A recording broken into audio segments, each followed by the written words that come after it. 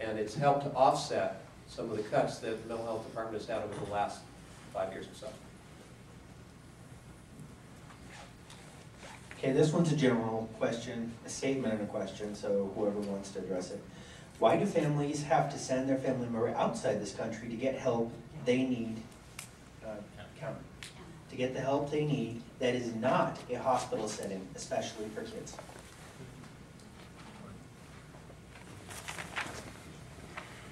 But some of you guys know that Kansas College does not have any hospital or locked facility or inpatient facility for youth.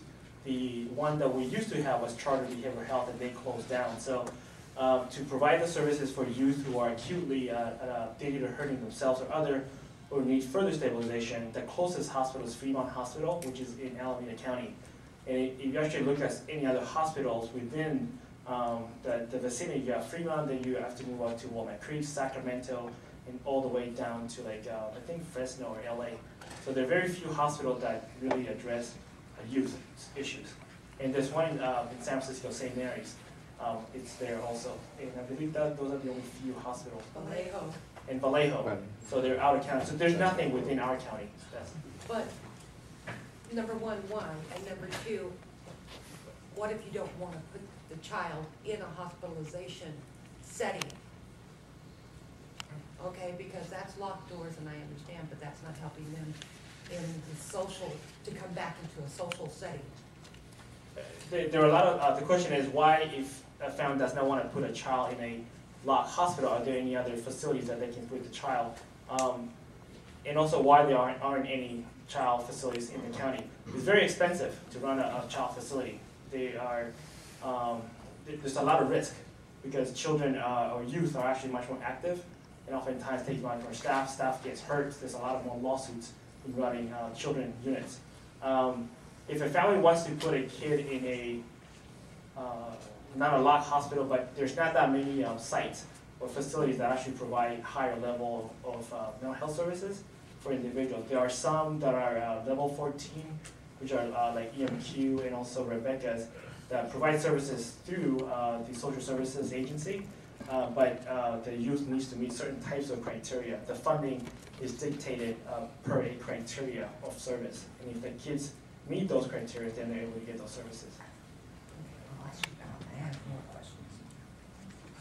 Okay, this one is probably directed to somebody from the police department. It says, as a parent of a special needs child, when calling for police assistance, how come all officers are not trained in special need adults and children?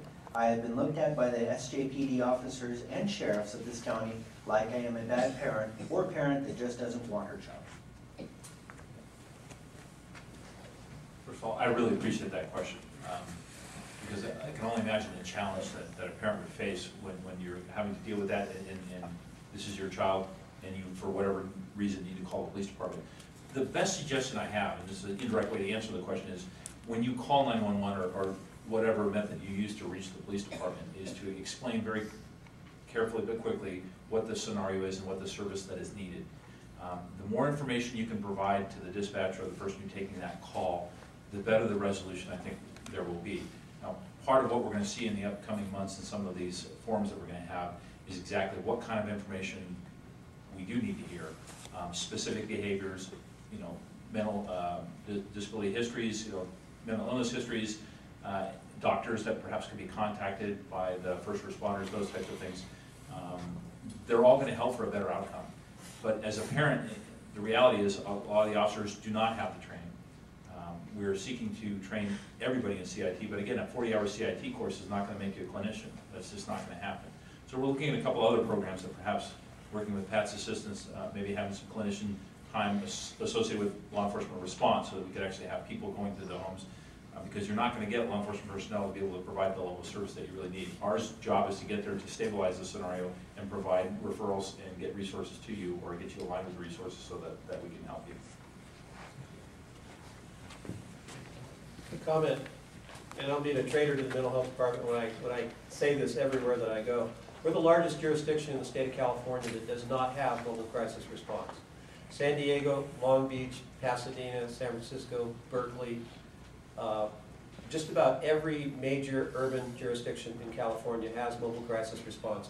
which means clinicians that aren't sitting in the office, but they're out actually working with police officers in the field and responding to calls as a resource. We have support for that in the mental health department. We have begun planning to develop a program, but we are lagging behind. And I'll be honest with you, I think when we finally get that, my work's done. Because then we have clinicians out in the field working with law enforcement officers to do assessments and to do referrals. And it's going to be an incredible progressive program when we finally get it.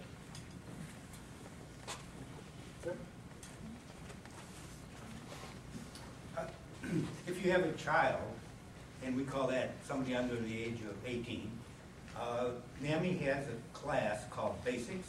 It's a 6-week class for parents or caregivers, that could be grandparents, that talks about mental issues with younger people and how to diffuse situations before they become a crisis.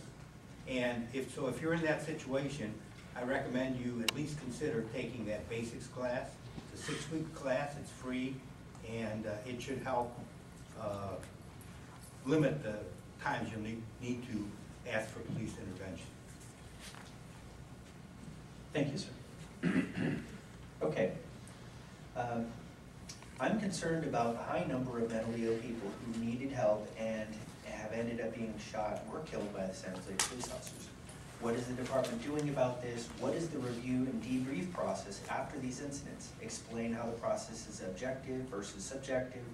Thank you very much. I'll go ahead and start this. Again, the number of officer-involved shootings in San Jose Police Department is relatively small. However, whenever we have an officer discharged or used deadly force, that triggers a number of investigations, and it's a process that we've been using for many, many years. It involves the district attorney's office, our own homicide investigators. It really is one of the most well-monitored processes that exist in law enforcement.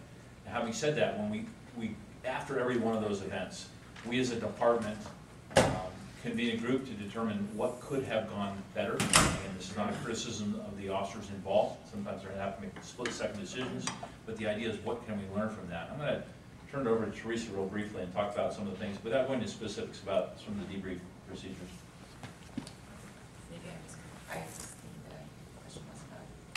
I caught a piece, but can we read again? That's okay. The debriefing of the officers is after a critical incident.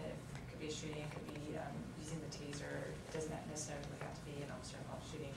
But we get a group together with a licensed therapist and with our chaplain. I can't hear you back here. Put the mic closer. We get the officers together with a licensed therapist, our police department chaplains, and peer support, and we debrief the incident, and it's extremely confidential. That's for the officer's sake, but also from the perspective of how we approach those cases from a tactical perspective. Same type of thing, because every time you approach a situation, it's going to be different. It could be nighttime, it could be daytime, weather could be bad, visibility is bad, what kind of information did the officers have, should they have had more information, all of those things we learn from every single incident, including the most tragic ones. We're always going to learn. Yeah, I think that any time an officer or a citizen is injured or killed, it's a tragedy. I mean, one injury or one death is a tragedy. But I ask you to put those situations in context for a second if you can. I said that we had 9 mentally ill people killed over a 5-year period. All of those weren't in the city of San Jose. That was a countywide statistic. But during that 5-year period, San Jose Police Department probably responded to about 10,000 mental health and suicide calls, and the county doing about 4,000 a year at about 20,000. San Jose generally runs about half the calls in the county year by year. I've done 3 yearly studies looking at mental health and suicide calls by agency and by hour, and it's part of getting ready to have mobile crisis response. I keep showing these statistics to my boss, like weekly.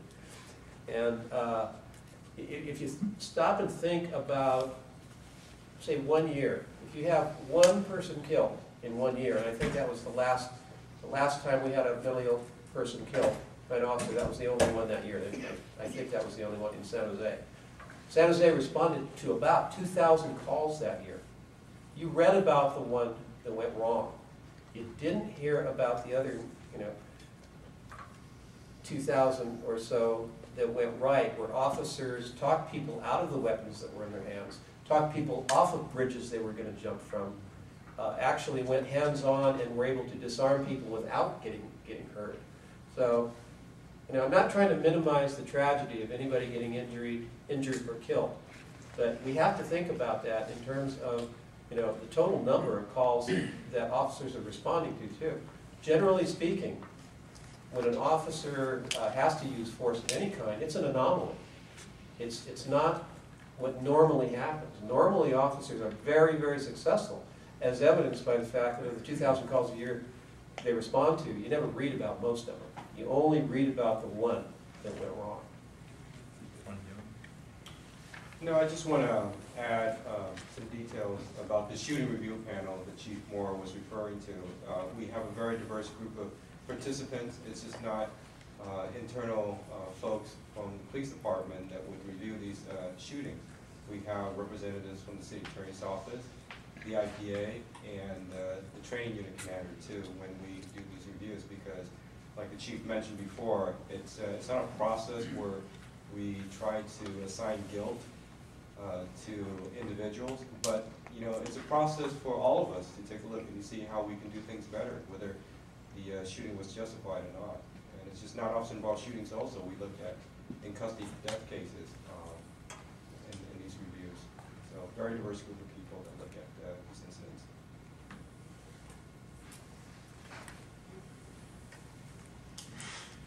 Thank you. Okay, next one says, you have well documented the connection between mental illness and crime. Isn't this a good reason to find additional resources for early childhood intervention? Jorge. Yes, it is.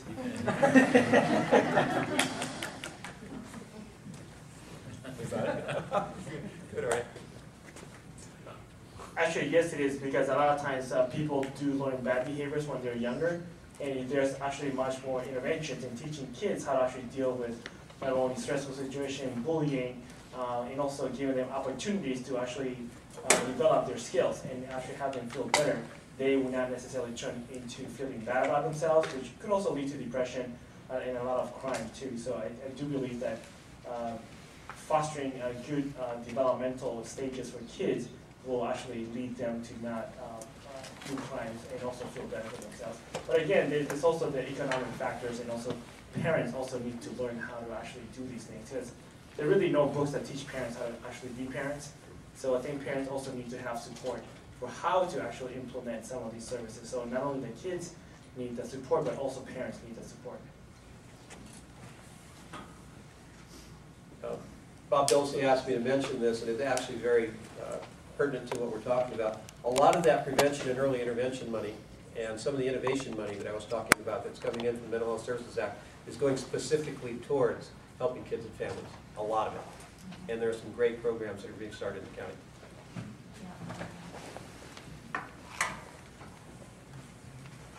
In many cases, the first evidence is in the schools. So the teachers actually see the situation before the parents. So NAMI Santa Clara has developed a program called Parents and Teachers as Allies.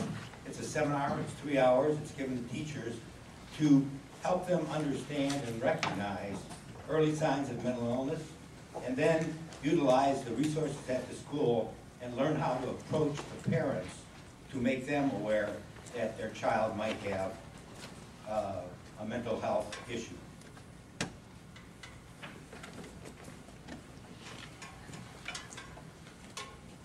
Thank you.